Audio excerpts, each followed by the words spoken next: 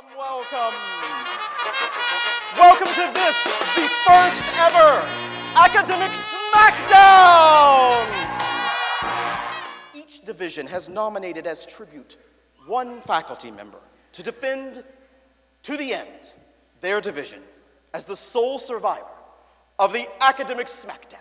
Betatrons, gamma rays, thermal cracking, cyclotron, any and every mic you're on. Trans-uranium, if you're was uranium, molecule spontaneous combustion. With your words like knives and swords and weapons that you use against me, you have knocked me off my feet again. That sunshine in my pocket, got that good soul in my feet. I feel that hot blood in my body when it drops.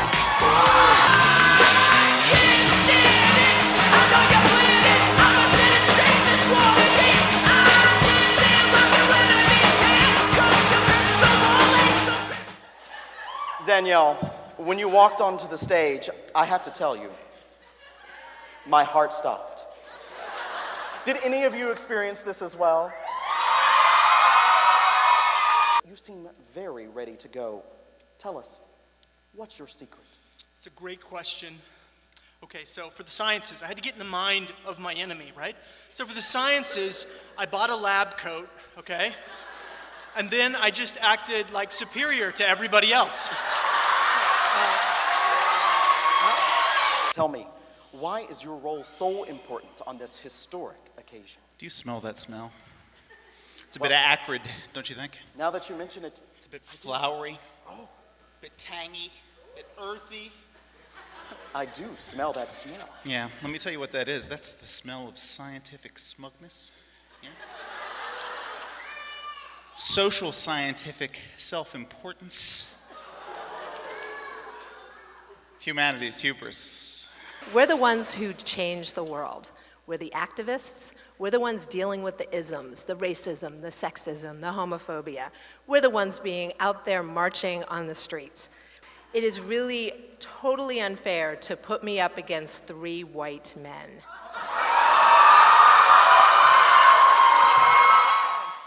And I've also been stressing over this for days, trying to figure out how to best represent my division and leave these men with a shred of self-respect.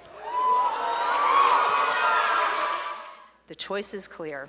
We're the coolest, we have the most fun, we have the most awesome topics, and we have candy.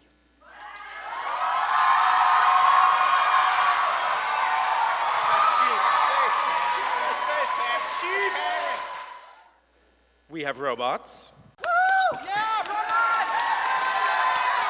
Our whole universe was in a hot, dense state.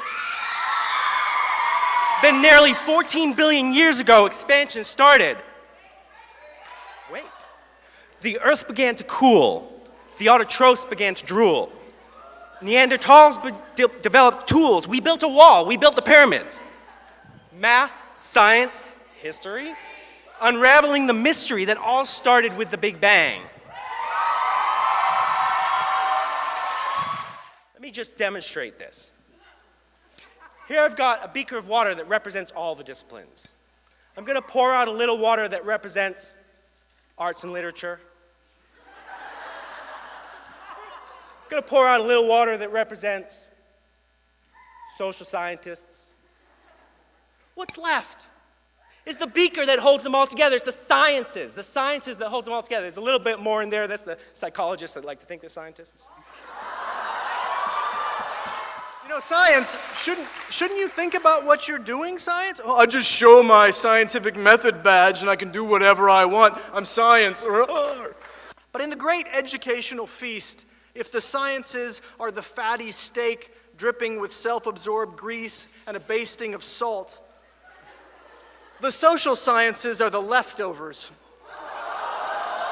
Sure, they're playing nice for now, except maybe for Dub, because they know that when the bottom drops out of this whole Randolph College gig, the next big questions they're going to be helping people to ask is, would you like to make that a combo meal or just the sandwich? Say what you will about sociology and even psychology and economics, at least it won't kill you unless you have a low threshold for boredom. Okay, now, I was lied to by scientists for most of my life. I mean, we all were. When I was a wee lad, I was fascinated by outer space, grew up mesmerized by visions of travel to another of our solar system's 9 planets.